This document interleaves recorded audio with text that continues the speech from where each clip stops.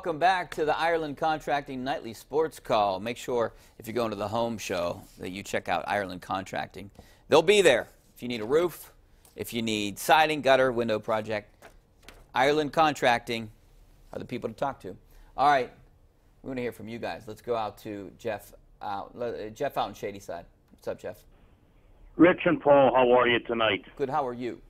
All right, help me explain something, Rich, if you would, please. Go ahead. Just relocated to the Pittsburgh area about a year ago.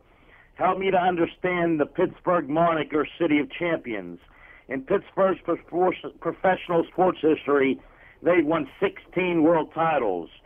Boston has won 35. The Celtics, 17 themselves.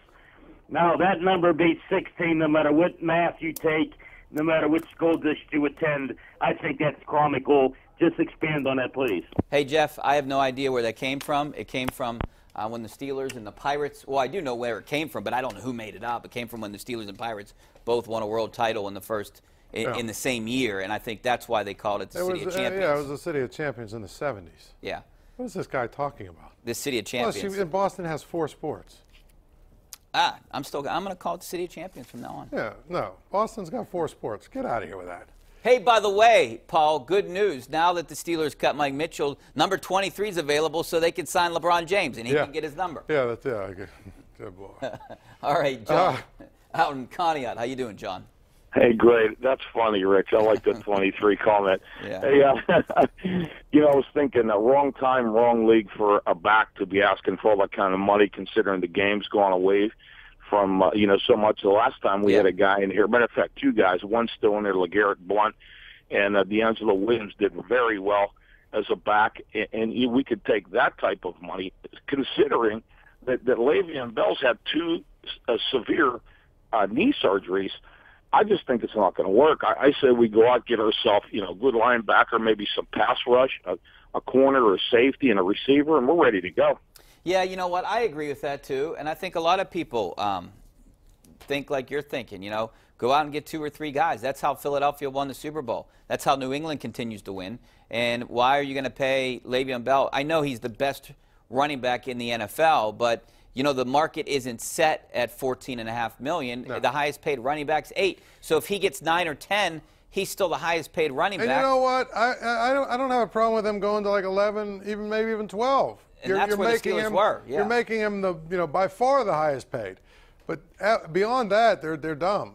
I would never go beyond that with. No, and he wants 15 to 17 million. I mean, that's just maybe he'll cave by July 16th, and they'll figure something out around the $13 million range. But even Eric Dickerson said on one of these shows, these NFL shows, hey, your career's over at 30. So that's basically the number, right, that you got to look at for running backs. Yeah, I mean, again, I think that this thing, too, that he's trying to throw out there about he's a receiver and he's a 2-position guy, get out of here with that, too. I'm not in the mood for that either. Hey, Paul, I mean, you're a columnist at the Post-Gazette. You do radio and TV. Right. You should be paid 3 times as much, right? Yeah. Yeah, tell my bosses that.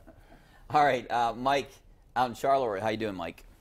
Hey, Rich, thanks for taking my call. No problem. You're talking about Stallings, and he's going to sue for his contract buyout and so forth.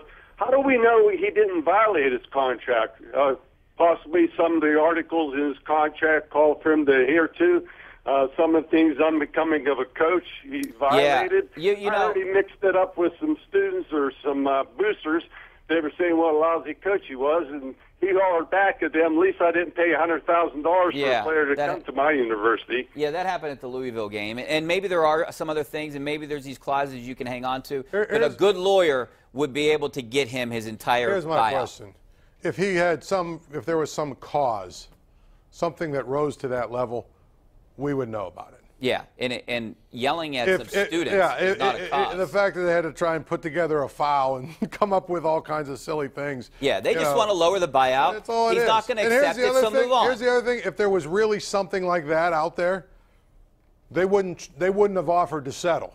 No, they just said, you don't get anything. We're firing you for cause. Yeah. They're offering to settle because they're trying to lower it and they're trying to get some leverage, and they pull out a file with some crap in it. And his lawyers say, okay, we'll see you in court. Bye. All right, we got to take a break. Back to wrap things up. Coming up next. Stay right there.